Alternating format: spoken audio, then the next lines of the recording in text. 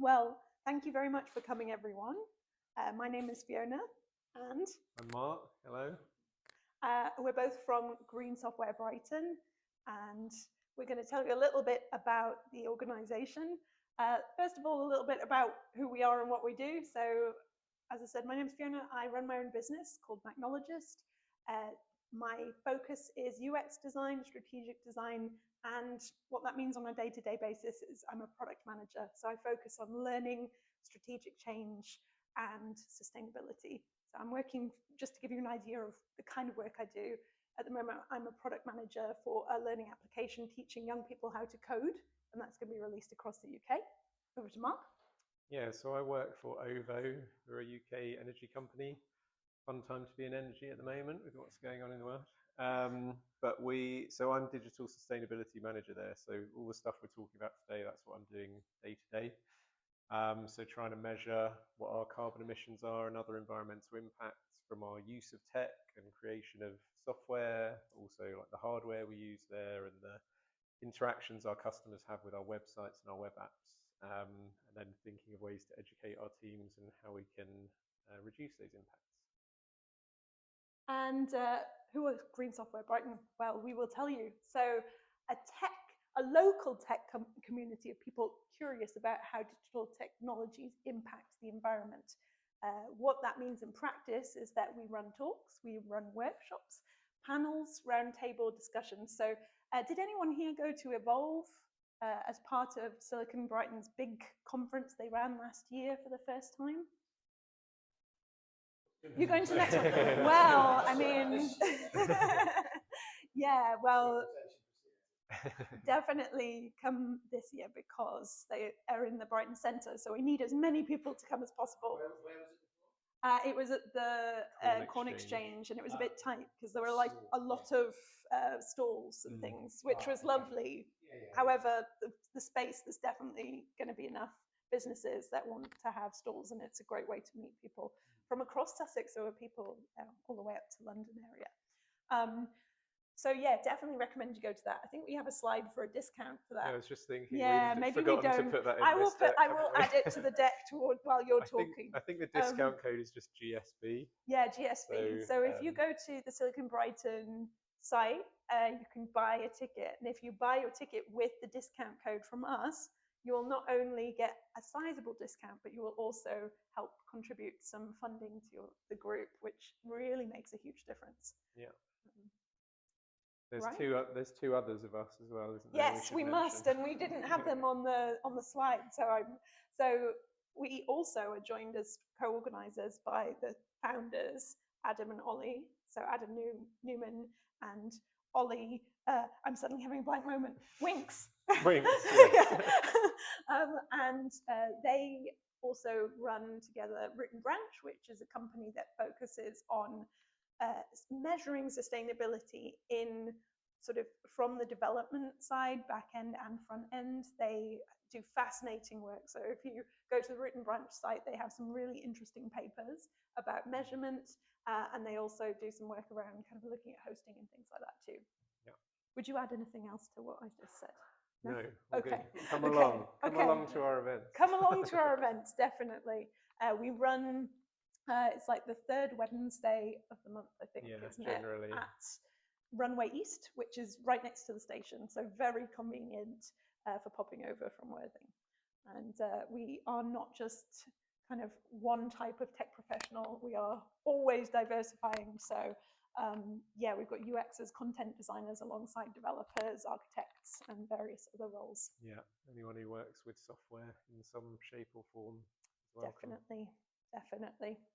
So, intro to Green Software, here we go. So our agenda is to first of all talk about the problem. We will then go, why the heck software? Why are we talking about this? And then what can we do? Because there are many things we can do. And then we'll move on to a Q&A with all of you. So what I will say is we discussed ahead of time and thought we're actually okay with people chipping in a bit as we go along, especially because we've got such a small group. So please don't feel like you have to just kind of sit there and listen and not say anything. If you have some interesting comment or question, please do contribute. So what's the problem exactly? So has anyone here noticed it's been getting a bit warmer around here? So the last 3, well, this year is actually projected to be a bit colder. I was looking at the brand new data and actually running it myself. However, 23, 24, and 25 were, 24 was the warmest on record, 23 was the second warmest, and then 25 was the third warmest. We will see what the summer brings for us. Obviously, this year it's been quite rainy and a bit cold, but we never know kind of how it's going to average out until the end of the year. What does this mean in terms of kind of broader trends?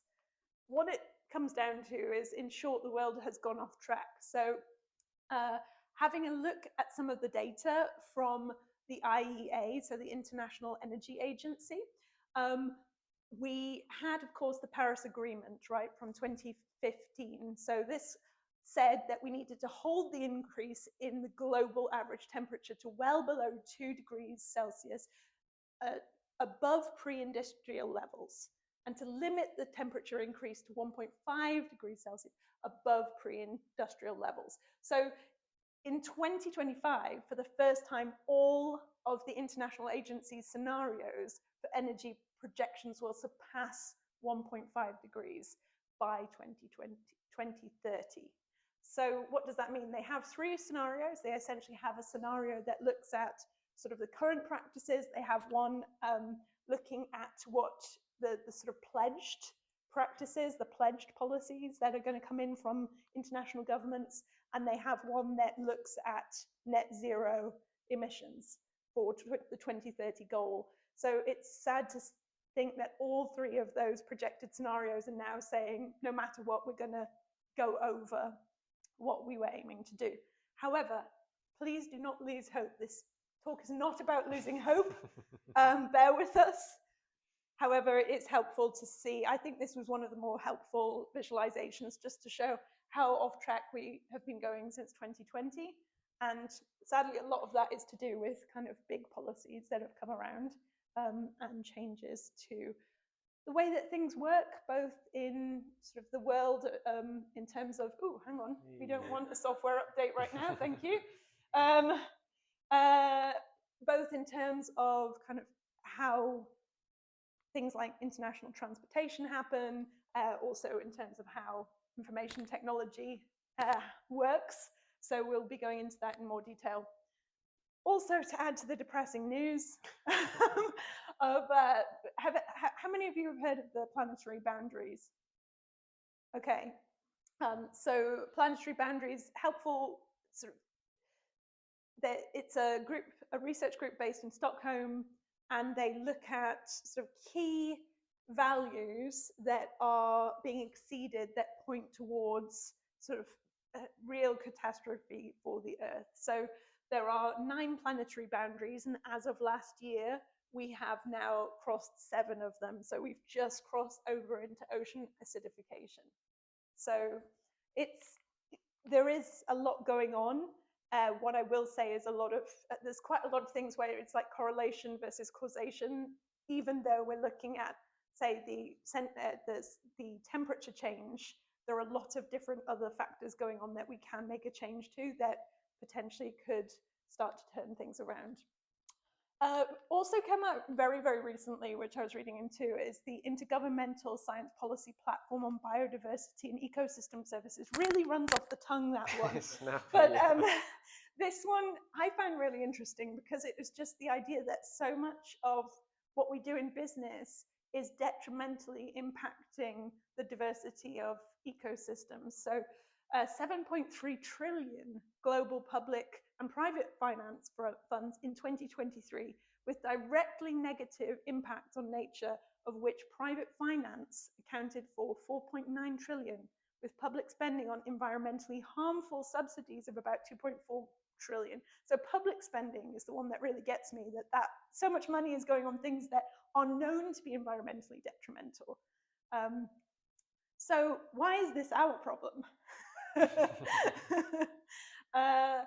So did you want to say a little bit about this one? It was, I think, shall I give you that? So This is quite a nice chart that, so the data on it is a couple of years old now. I think this is from 2024, but this kind of puts things into perspective in terms of the tech industry and where we sit. So we've got some numbers for countries, and the number here is the percentage of global carbon emissions that you can attribute to that country.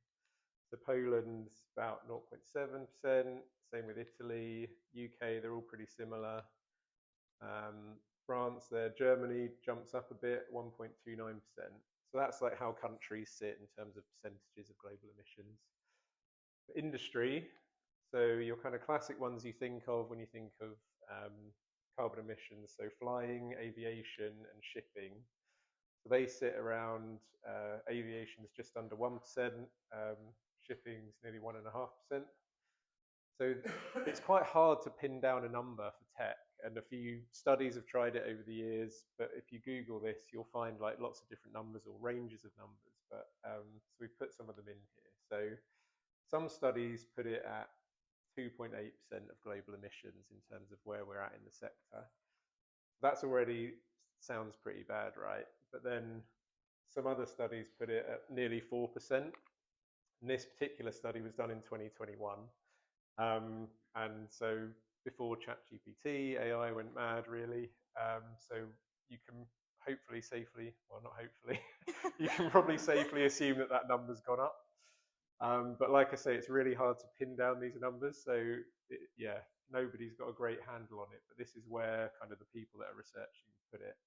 And so yeah, thinking about like how tech could be worse than shipping and aviation combined, like we need to start doing something about this.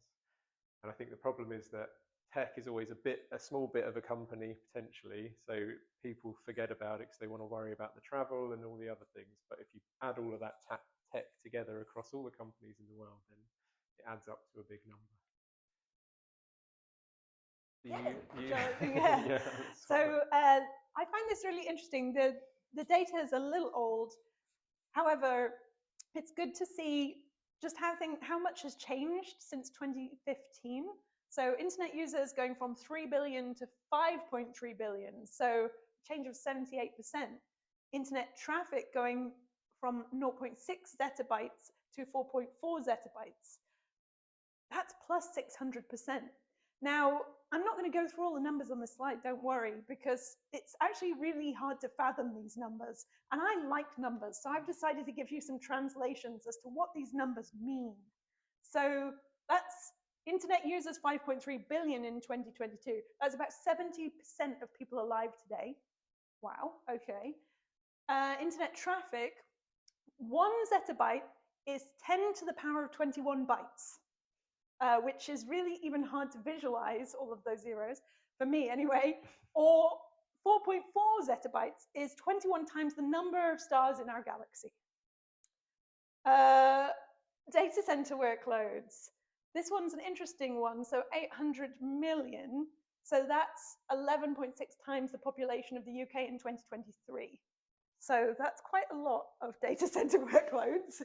And I found this one particularly interesting because one of the things that we run is a Green Software Practitioner Study Day, which we'll come on to towards the end. But one of the things you talk about on that day is thinking about sort of watts per hour and how all of this stuff works. And then you're kind of trying to go, but what does that actually mean? So in terms of it is terawatts per hour. It is equal to 38 times the daily electric energy production of all nuclear power plants on the planet. So, and crypto mining energy use, the energy consumption of Norway in 1998 at 100 to 150 terawatts per hour. So these are huge numbers. And when we go back to the last slide, you can just see, just to look at that change in terms of plus 2,300 to 3,500% rise in things like crypto mining, and then the data center energy use is also up to 70%. So moving on. Nobody talks about crypto anymore since Gen AI came in. No one's really I don't feel like that comes up on my radar as much these days. It is, yeah.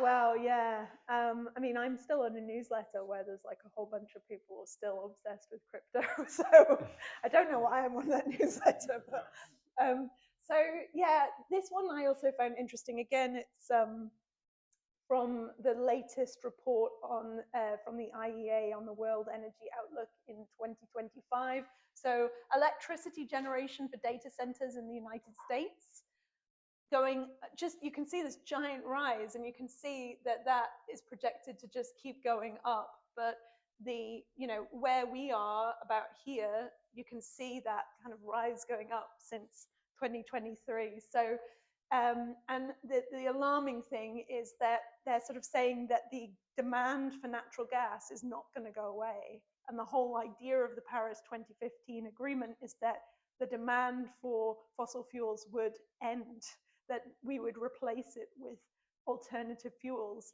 So yes, there are more nuclear power stations being built, but in certain countries, they are still very much focusing on, if not focusing more on, fossil fuels. So data centers in the US use somewhere around 200 terawatt hours of energy in 2024. So that's roughly what it takes to power Thailand for an entire year. And of course, we have the growth of AI and really ridiculous logo designs, which as a designer, I get very annoyed about because they all look like apertures or something less nice. Right, okay, so, and they all use bisexual color schemes, and I'm bi, so I can say that. So there's just so many. Some of them are more sustainable than others. So Hugging Face have done a lot of work around thinking about their carbon commitments and such. Some of them really don't seem to care at all. There's many of them. I won't go through all of those. In fact, some of them I don't even know what they do. So I did find this particular diagram really helpful because there's not that many diagrams about, you know, how is water actually used by AI, because there's a lot of misinformation out there, and I found this one helpful. So it's not only the water that's used to cool the data centers, which you've probably heard about, but it's also the water involved in generating the actual electricity.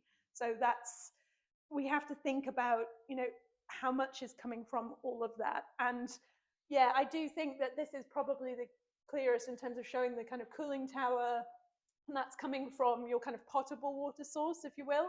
And then you've got the things going on in terms of bringing that into the systems, cooling down the server stacks, and then you've also got the water source over here that's going into the power station side. So it's that idea of your kind of scope one use, right? In terms of things you can actually track and you know you're using in terms of utilities. So electricity you use, water you use, but then you've also got the scope two, which is always a bit harder to track and therefore not always reported as accurately as it should be. And scope three, it gets even harder. I was listening to a podcast today as well that was saying data centers are moving away from the water cooling because they know everyone's getting worried about the water use, but then the alternatives need more electricity to cool them. So it's going to use water at some point down the line. Yeah, but people aren't looking at the water right next to the data center at that point. So the International Energy Agency estimates that data centers use over 560 billion liters of water annually. This is set to rise to 1,200 billion liters by 2030. So I was like, yeah, but again, what are these numbers actually? So that is 50% of the approximate volume of Mount Everest. Nice. In England, I was reading the reporting that came from the government in 2025, and the current public water supply is 14 trillion. I just did, they've got it written down like this in the report, so I was being good about actually citing it, but that's 14 trillion liters per day. And then projected daily deficit by 2050 is 5 billion liters per day. So we can't keep going on the way we are. That's a huge deficit. So over to Mark to tell you all about Jevons paradox. Has anybody heard of Jevons paradox? Okay. Who said yeah? Somebody said yeah. There you go. Okay, we got somebody. You can correct me if I'm saying it wrong. So this guy, William Stanley Jevons, was around in the late 1800s, I think it was. So this is a very old school paradox. But the idea was he was kind of analysing what's going on with coal and engines that were powered by coal. And to start with, you needed like a lot of coal to power your first engines, and it was more expensive to do it, so not many people were doing it. As they made the engines more efficient, they needed less coal to run it. And this, everyone thought, okay, great, we need less coal, so we're not going to use as much overall. But obviously, the price of coal got cheaper, things got more efficient. So in the end, more coal's used overall. So yeah, Jevons paradox comes up a lot in the world of digital sustainability and green software, in that if we can make systems more efficient to use less electricity and use less water, hopefully we won't need to use as much in the long run, but actually chances are people will say, well, we can do this stuff 5 times quicker, so let's just do loads more of it. So yeah, that's the idea of Jevons paradox. So yeah, as our computers get quicker and cheaper, stuff gets faster, we stop worrying about performance as much because it's good enough, right? So in the early days of computing, people had to be very on the ball with performance and making sure they weren't wasting memory and things. But as we've made computers more powerful, there's less incentive to do that, and more incentive to get the things built. And like it says there, in the cloud, just spin up another virtual machine to handle the load. Okay, this is my bit now from now, isn't it? Yeah. Okay. So we've set this. You got this. We've set the scene a bit around what the problem is. We've got everyone thoroughly depressed about all of that, hopefully. But what can we do as software practitioners? So first of all, like, what is it about tech that impacts our environment? So in the room, we all know what tech is.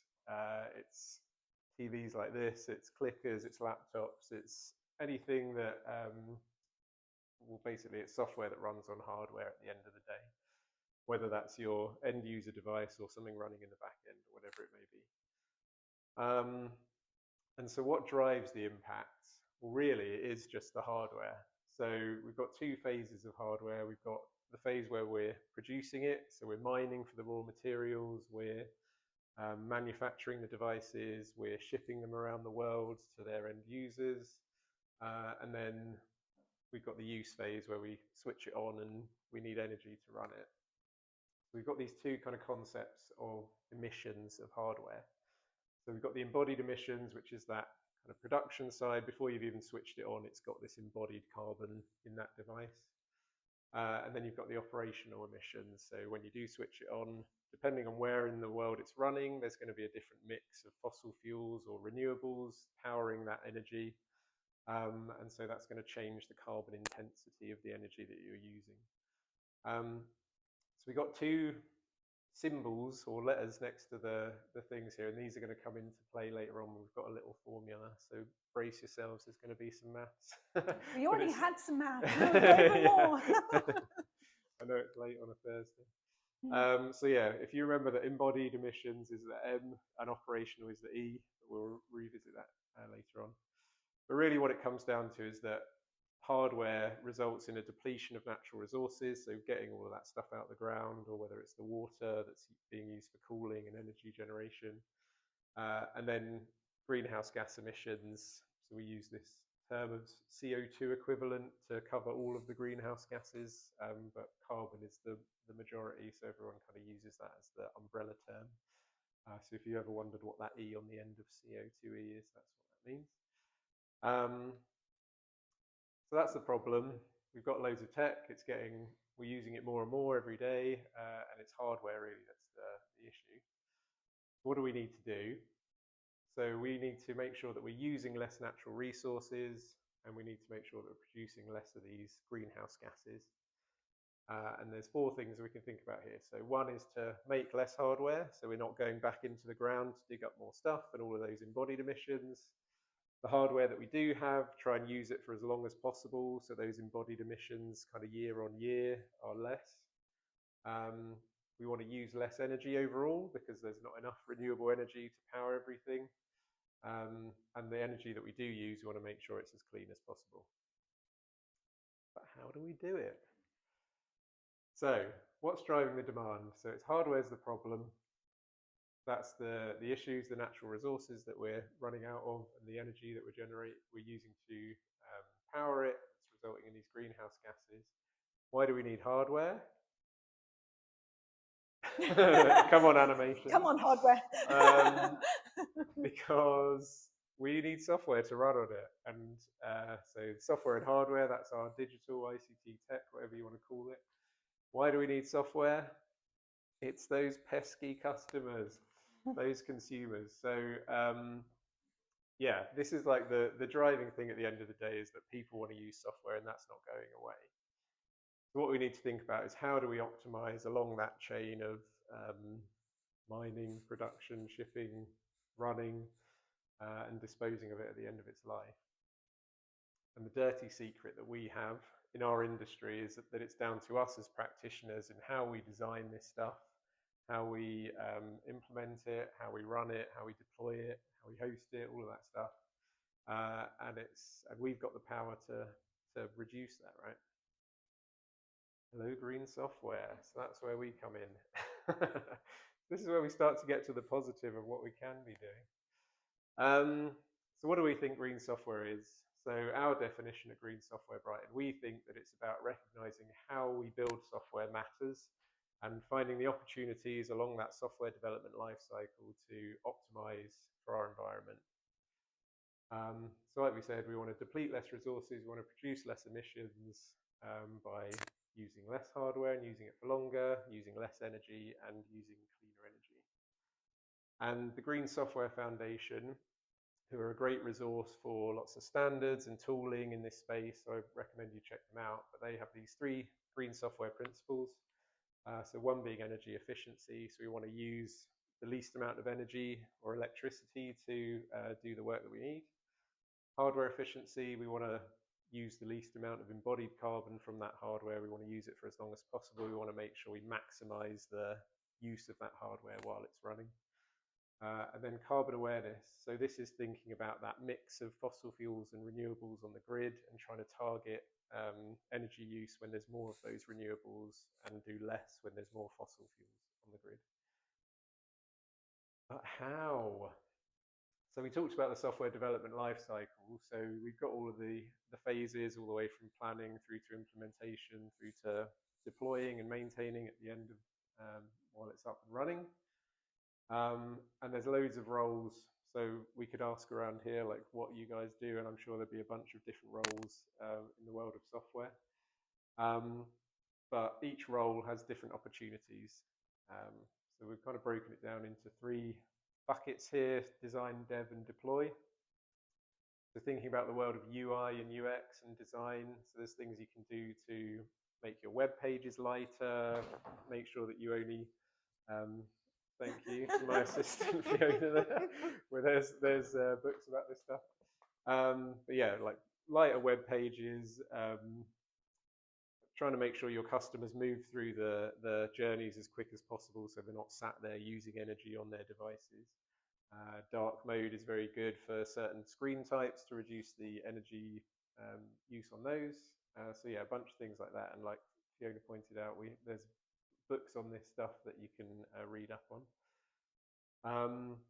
Software architecture, so thinking about the actual build of the system. So I'll talk about serverless here. So your cloud providers are incentivized to make the most of their hardware, whereas you might have a few on-prem servers that you want to be a bit over provisioned just in case there's a spike. They want to be making sure they're maximizing what the hardware that they've got because it's costing them a lot of money. So if you move from having, say, a virtual machine sat there getting a few requests through the day to a serverless function that just spins up when it's needed and goes away when it's not, and it's not using energy, then that's going to be good. In the world of dev, so this is a harder one to do. So thinking about the efficiency of your code that you're writing, the algorithms, the loops, all of that kind of stuff, and making sure it's as efficient as possible. You can think about rewriting in a different language, and we put the pound signs there because obviously that's a very expensive thing to do and hard to get buy-in from your leadership generally in a software organization. But people talk about Rust being a very efficient language and using less energy. But these 2 points, I would say they're right down the line. There's bigger wins you can get through some of the other stuff before you start thinking about trying to make your code as efficient as possible and rewriting everything in Rust, because that's probably not very realistic. But if you are going to focus on this, like, prioritize what you're looking at. So if you've got a landing page on your website that gets 1 million hits every day, and you've got an About Us page which has very heavy photos of your team but only gets hit 5 times a day, focus on the home page because that's going to have the biggest impact overall. Also things like if you're building libraries that are used all across your code bases, like focus on those shared libraries, or even open source stuff like in NPM packages if they're open source and you can spot a thing that you could fix in one of the ones that's used billions of times every day, then that's going to have a massive effect even if it just saves a little bit of power each time. So yeah, a bunch of things you can think about in the world of dev, but like I say, this is a much harder and more expensive one, and get to that once you've optimized everything else, I think. And then the world of deployment. So your hosting choice is a big decision you can make about using a green host, and you have to be very careful about searching for green hosts and looking at their credentials. Fiona actually ran a meetup for Brighton, Green Software Brighton in February, and we've got a few pointers that they're going to go through later on. Cloud economics, so people might have heard of the term FinOps, where you're trying to reduce waste in the cloud to save on costs. Generally what you'll do there is going to save carbon as well. So yeah, things like right-sizing your virtual machines so that they're not sitting there using a lot of energy when they're not needed. Switching off non-production environments. It's very easy in the cloud now to spin up a whole dev environment and just leave it running 24/7 when people might only go and look at it once a week. Or like your UAT environment, switch it off outside of office hours and over weekends, and that can save you 60% of your carbon, but also 60% of your cost. So this is where you can start selling it to your leadership in your company, because it is going to save costs. And there's a lot of co-benefits that come with green software like that. Also security vulnerabilities. If you're shutting down machines that aren't being used, you're reducing your attack surface, things like that. So across all of this all sounds great, but really we want to be measuring so that we know what those impacts are having, or the changes that we're making, what that does to the impacts. So famous quote, if you can't measure it, you can't improve it. So there's 2 sides of this, right? So one side is thinking about what were our emissions for the last year or the last month, and the other side is how do we actually change those. So when you're thinking about your digital emissions, you're kind of doing this for reporting purposes. So you want to be able to get data that can come from internal teams, or it could come from external third parties like your cloud providers, so Google, AWS, Azure, all offer carbon footprint reporting, which varies in quality of data and timeliness of data. But there is some data out there that you can use to get started. But you could also start, if you've got servers, you could measure the power that they're using and things like that. In some cases, you might need to derive numbers, use proxies, because you don't have the actual data, but there are certain proxies like cost as a proxy that you could use to think about saving on costs. Like I said, it's going to save on your carbon. There's also regulations coming in. In Europe, we have the CSRD, where you are specifically required to report on your cloud emissions. I don't think there's anything in the UK at the moment outside of general carbon accounting standards, but it's kind of good to comply with this stuff that's happening elsewhere in the world, because that could come in and you're ready for it when it does. So yeah, you're kind of when you're measuring for that, you're thinking about your compliance or your accountability, or just reporting the bigger numbers.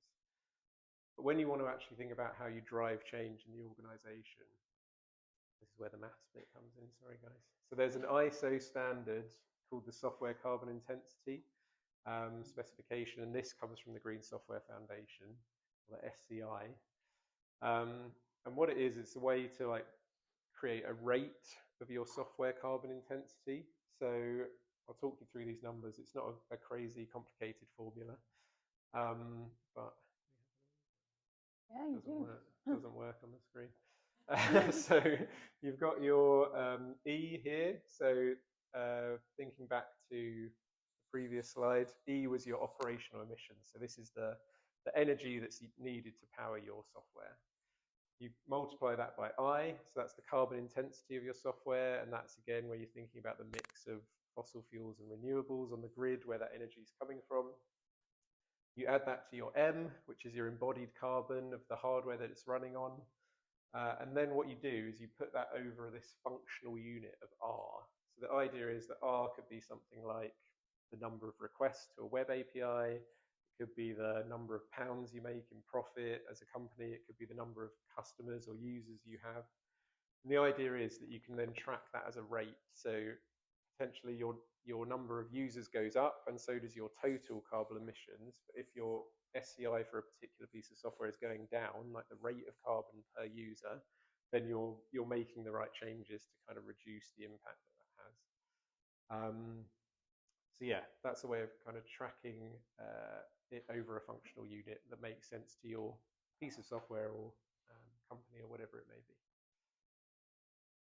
And then, yeah, we've got the GitHub Green Software directory, has a bunch of tools for measurement and other stuff that's worth checking out if you want to get into some of this.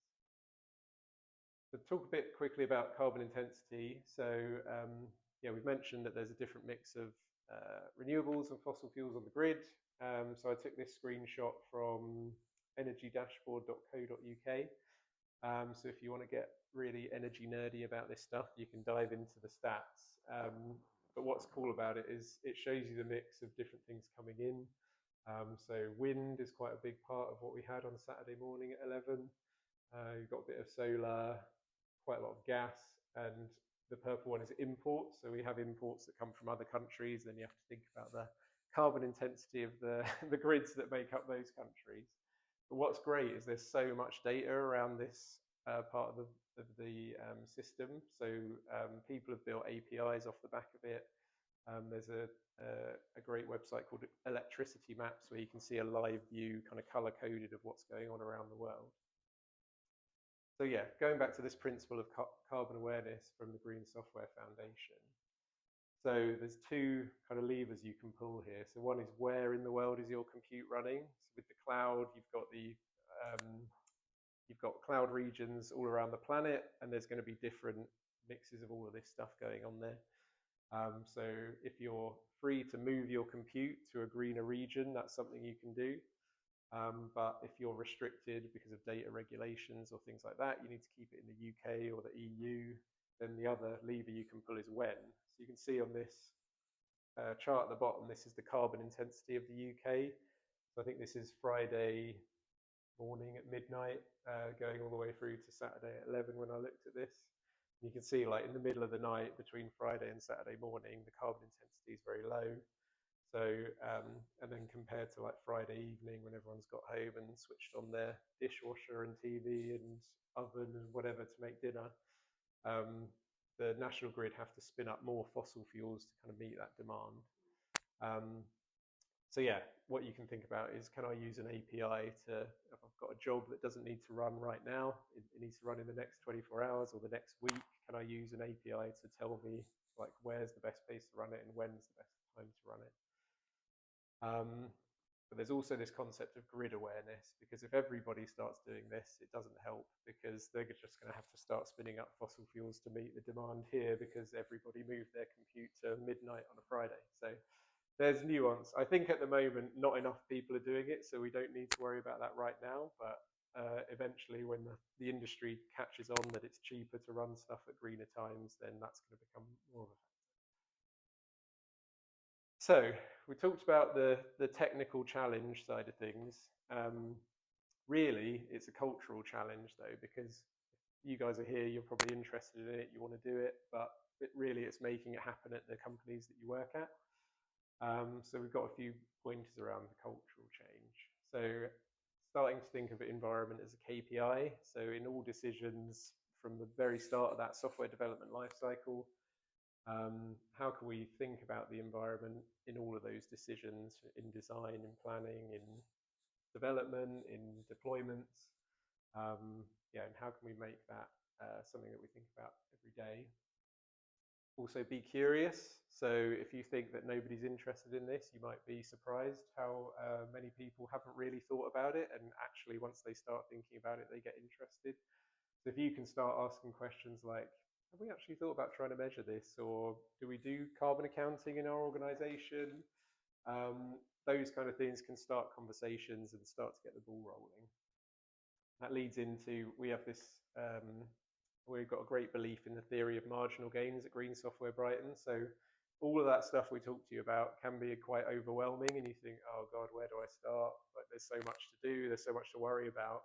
But actually, just think of the small things. Like, we had an example of somebody just changing one page to dark mode on a wiki, and then that kind of rolled out across the organization because they learned about how it was better for energy consumption. So yeah, start small, little footsteps, and that can lead you to bigger things. And then, yeah, lastly, trying to stop thinking about this infinite scalability illusion. So the cloud makes it very easy to think, just spin up another, we can store all of my photos forever, it doesn't really matter because there's unlimited storage. But there are fixed boundaries, and like Fiona talked about the planetary boundaries, there are limits and breaking points. So we need to stop thinking in this way of consume everything, it will go on forever. Right, this is going to be back to you, I think, right? Yeah. So this, as Mark mentioned, we recently had an event where we really got people with all sort of range of different knowledge levels around hosting, some real expertise in the room, and kind of found what are the things you should look out for, not just with hosts, but services and vendors in general. So the things to look out for are these companies reporting on their PUE? So this is power usage effectiveness. So power usage effectiveness is out of a scale of 5, 5 being bad and 0 being no impact whatsoever, which is impossible. So if someone says that, nah. So if you're 1.58 according to Ollie Winks is average. So if it's less than 1.25, it's very good. So there's a host that I go with. I'm not going to mention them because this is not an ad, but they say they have 1.25 at sort of their main London space that they have, which runs on a windmill.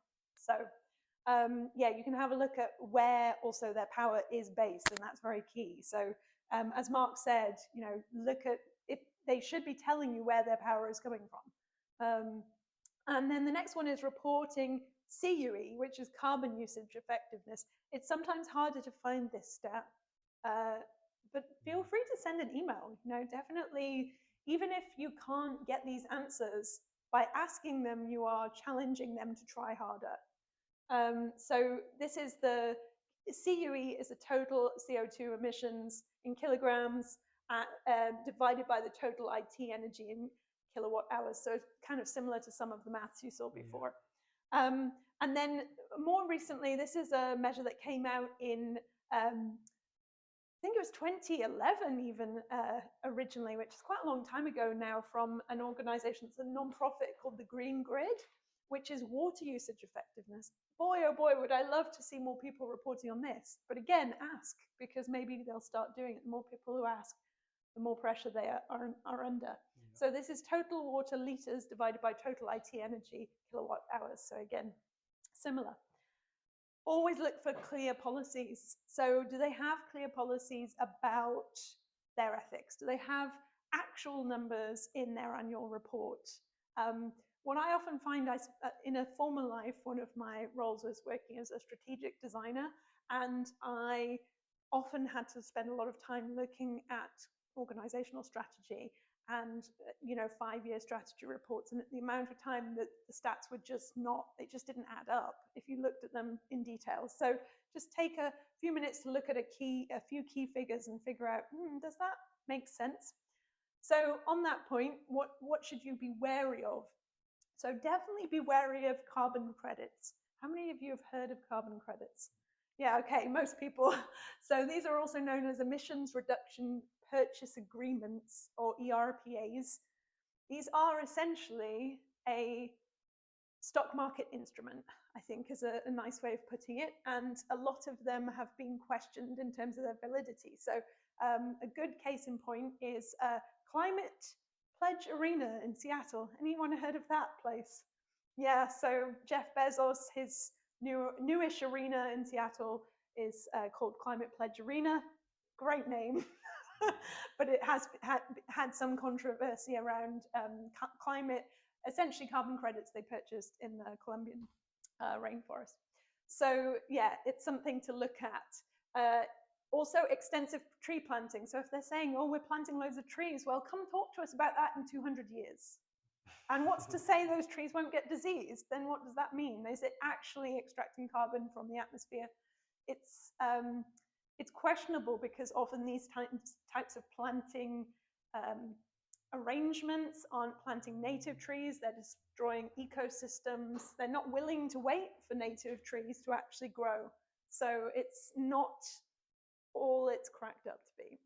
And then this phrase, bought on the open energy market. This one's an interesting one. You sound like you've got some background on this. Yeah. Exactly. So that's like all our energy company. Oh, we're 100% green. Yeah. Yeah, no grid on the planet is 100% green, yeah. Exactly.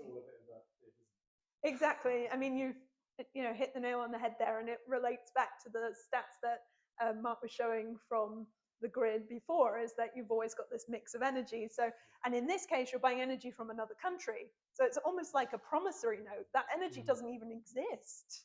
So you're buying a promise of green energy from somewhere else. We are 100% powered by sustainable energy, as you rightly say, impossible. And it's all sorted. We use Amazon Web Services. We wish that we had £10 for every time someone said that. But I won't go off on Jeff Bezos anymore. Going back to your numbers here. Yeah. They're not actually auditing that. Presumably they're not. They're figures you just volunteer. What do you, on the like PUE and the CUE? So if I say, oh yeah, I've got, like you say, oh, I've got PUE of 1.25. Yeah. It's like what? Yeah, for sure. I don't know if I imagine people like Google will get that audited when they put that in their report, but yeah, other smaller hosts potentially will. Yeah. People will catch. No, this is good because you're challenging them. Past, they probably don't know what you've done. It's a challenge, isn't it? Once you do know what they've done. Well, I did have my website, and I'll just be open about this, is currently hosted on GoDaddy because I have a roadmap to move off of it. But I had the last event was Valentine's themed, because we decided, what do you look for in the ideal host and what are the red flags? And yeah, GoDaddy has lots of red flags, and I had an amazing breakup call with them. Because they called me and they said, how can we keep you? And I talked all about these different stats, and they were like, you're right, there's nothing we can do, goodbye. It's not us, it's you. Exactly. But have those conversations with your vendors. I used to find this. I worked in higher education for years and years, and I had similar dialogues about accessibility. In fact, if you're thinking about accessibility on the design side, it's a great way to be more sustainable, because you need to code much more efficiently, and you need to use resources in a way that is less resource intensive in terms of the types of images you use and things. So there's lots of wins when you think about actually how do we look after humans. So you take an example like Fairphone. They thought first of all about humans, and then they, by virtue of that, became more environmentally sustainable. That was their original goal. So they're thinking about humans having to spend lots of money on replacing a battery in a phone. They took the battery price down and they made it possible for you to repair your own phone. that's looking after humans, but what that's also done is they care about the minerals. They're making sure that you're not replacing your phone every 2 years. You can keep a fair phone for 5 years or more. So there's loads of ways that you can use this to think about change, and you can usually find a way of making that conversation accessible to most people if you just think outside the box. So there's lots of amazing resources, particularly when you want to find a green host. Check out the Green Web Foundation's list, because they have lots of vendors and different options that you can have a look at. So if you're on their list, Yeah, Yeah. they have certain criteria. Yeah. And they're actually making their criteria even more rigid. That's on the plans. So they're going to be, if people have carbon credits listed as one of their things, they're going to be removed from the list. So, yeah. Another one that's not on this list, which relates to electricity maps and the one you showed before. What was it called? Sorry, Mark. The Energy Dashboard. Yeah. Live. Energydashboard.co.uk. Yeah. We put a link on that slide. Yeah, and we can share get Mark these. to share them after. Yeah. There's another one called carbon.place, which is quite good to look at. So that shows your kind of local carbon footprint, and that's yeah. I mean, I suddenly got really angry at the people in West Brighton, but then realised that 7 Dials was equally as bad. So, you know, yeah. Are there any other ones on here that you would? Yeah, I'd probably highlight, if you want to get more involved, climateaction.tech have a Slack space that you can just join. Anyone can join it, and you can just sit there quietly and see what's going on, or you can get involved and help out. But it's just a global community of people in tech that care about climate stuff. So you can jump in and help with projects, or ask for help with stuff that you're looking at. Or like I say, just see the news, scroll through and get interested in. And then the other one I was going to point out is Green.io. So Yeah, they great. do a great podcast every couple of weeks, I think, where they talk to experts in this field. But they also run conferences around the world, and they have one in London. I think it's September, October this year. Yeah. But yeah, that's always really good. Loads of great speakers. So if you can get along to that, I'd really recommend it. And has anyone here checked out the web sustainability guidelines yet? Those came out in October. They're still in draft, but they are close. And I think what is great about this, so these are from the W3C, very much in the same vein as the web accessibility guidelines, which the goal of these is always to bring together experts and create guidelines so that they are easily adopted into law. So that's what's happened with the web accessibility guidelines. So that is the hope for the web sustainability guidelines. We're very lucky to have one of the main editors of those guidelines who's involved in Green Software Brighton. So if you ever have questions about how to implement that, Alexander Dawson is an amazing resource and a lovely person to talk to. And he came and spoke in the January event that we ran. So if you go to our website, there's a video of it, isn't there? Yeah, there's a recording of that on YouTube, so you can check that out. Excellent. Right, well, we just wanted to tell you a couple of things. I have an event coming up which will be myself, Adam and Ollie at LTUX Brighton. This is on the 13th of March. So if you would like to get your Green Software Practitioner digital badge, you can come to a day where we essentially go through the content together and we intersperse it with professional conversations that are themed around the different parts of the learning. So if you're anything like me, make it really hard. Well, I find it really hard to set aside time to do e-learning packages, and I find them really boring. So this makes it really interesting. You'll have plenty of wisecracks from myself and possibly some others. We are going to have lunch together. We were going to get catering, but we're struggling with numbers. So I'm actually going to reduce the price and encourage people to either go downstairs to the lovely Cafe Domenico, which is a charity, or bring their own packed lunch. So I suspect we'll have around 12 people probably, and the space is phenomenal. So yeah, definitely take advantage of this if you are free next Friday. And I'll take cash and card on the door if you don't get a chance to buy a ticket, because I'm running it anyway.